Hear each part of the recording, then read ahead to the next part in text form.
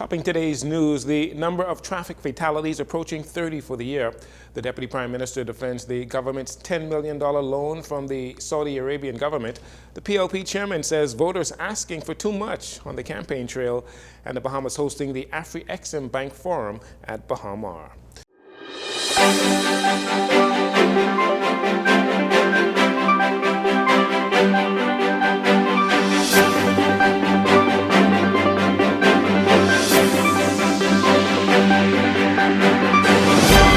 Good evening, Bahamas. I'm Jarino Saunders. This is your JCN Evening News. It is a pleasure to have you join us.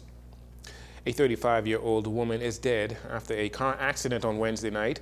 Traffic police say it happened around 7 p.m. in the vicinity of Minnie Street and Balfour Avenue in the Angliston community, and involved a 2011 silver Nissan Cube and a silver 2009 Suzuki SUV. Both vehicles were traveling south on Minnie Street when the driver of the Suzuki stopped to allow the woman, who was a passenger, to get out of the car when she was hit by the Cube. The woman was taken to hospital where she succumbed to her injuries. Love 97 has learned that the victim only recently graduated from the nursing program just weeks earlier. This is the 29th traffic fatality for the year. There were 51 traffic fatalities in 2023. Deputy Prime Minister, Minister of Tourism, Investment and Aviation, Chester Cooper, is defending the government's $10 million loan from the Saudi Fund for Development. The loan is financing the construction of tourism's business incubator centers. During his contribution to the budget debate on Wednesday, Mr. Cooper addressed some of the misconceptions about the loan agreement, even revealing some of the terms and conditions. We expressed the mission of our government to empower Bahamians, and we received commitments from them to help.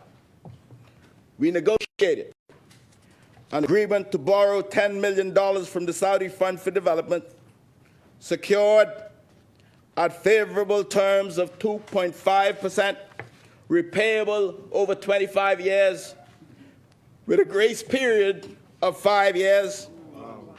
That means no payment for 5 years. Yes. These loans will facilitate our incubators in Nassau and will help with the revitalization of Bay Street with $2.3 million in Nassau. That's about 35 to 50 new ventures, Mr. Deputy. Minister Cooper fired shots at the opposition, comparing the government's success with foreign direct investments projects to deals under the previous administration. He used the RCI Paradise Island Beach Club as an example. During that ill-fated acceptance speech I talked about earlier, the member for Marco City promised to do away with the investment funds legislation in the remote chance that his party wins the next government. I found that stunning, Mr. Deputy. If you recall, the member for Marco City sat meekly in cabinet when RCL was given a crown lease for 100 years without anything for the Bahamian people. RCI's new development will not only be run by Bahamians, but will employ Bahamians, have Bahamian-owned and operated ferry service, Bahamian-owned and operated food and beverage and retail and entertainment services provided by Bahamians, and the profits will be for Bahamians. Mr. Cooper noted that unlike the opposition, the Davis administration has secured equity in the latest major deal and will allocate 1% of the project's gross revenue to the Bahamas Investment Fund. Meanwhile, Deputy Prime Minister Cooper says the Davis administration's Family Island Renaissance project is steadily progressing and will receive a major boost with the introduction of over $100 million in financing from the Saudi Fund for Development. Mr. Cooper provided an update on the 14 airport redevelopment projects. One of the highlights of this budget process is the $125 million Saudi Fund for Development loan to accelerate this airport renaissance program. Now, Tall Pines, I told you before that the borrowing deal we struck, that we will approve by this resolution, is for 25 years, 2.5%, and no payment for 5 years. Yes. This is simply phenomenal. Yet the enemies of progress persist. And we note that these loan terms are excellent. The bottom line is, despite our better financial positions, we are resource challenged, and we must find creative and diverse ways to fund our infrastructure. Minister Cooper says demolition works on the Grand Bahama International Airport has begun, along with construction on Cat Island and Exuma airports, with major progress in Bimini as well. Just over 6 months ago, we signed a management agreement. Bimini Airport Development Partners, they assume management control. They have a brand new fire truck on the way. They signed a contract for civil works, ministry works. There's massive airside developments. It's already started. The terminal will be unlike anything you now see in the Bahamas.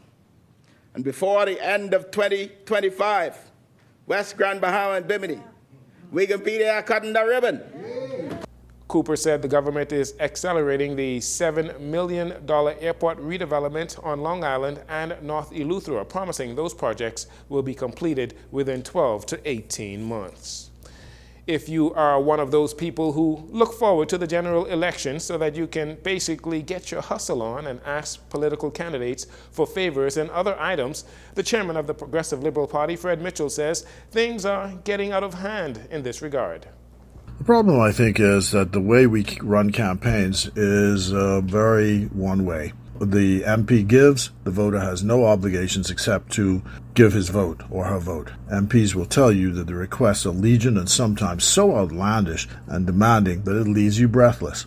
We all have to come to understand that MPs are the guardians of public monies. It's not their private money, and they have an obligation to account for how the money is spent. We also have to be careful that by the various demands, we as voters do not kill the goose that lays the golden egg. I hope this message is received as soberly as it is given. Many an MP falls into error by doing more than he or she can lawfully or ethically do, or should do, because of the fierce demands of the voters and, of course, the fear of not being reelected. Voters have responsibilities too, and they ought to be reasonable. While some candidates use personal funds, many political candidates are backed by party sponsors that cover expenses to run a political campaign. The next general election is set for 2026, and it will remain to be seen if the PLP chairman's expressed concerns make a difference in the attitudes of Bahamian voters. And finally, in this segment, in April, the Bahamas government agreed to host the 31st Afreximbank annual meeting and the third edition of the African-Caribbean Trade Investment Forum. That's happening this week at Bahama. It is the first time the forum is being held in the Caribbean. The high-level meetings have begun, and by the end of the forum that runs until Friday, we expect the Bahamas government to make announcements on any agreements that have been made, particularly regarding the trade between African countries and the Caribbean, or any bilateral agreements reached or solidified. In December of 2020, we saw the historic first direct flight between Africa and the Caribbean to reconfirm cultural ties and explore joint commercial opportunities. We'll have more on the Afreximbank Forum in a later report. We'll take a break here. We'll be right back after these commercials.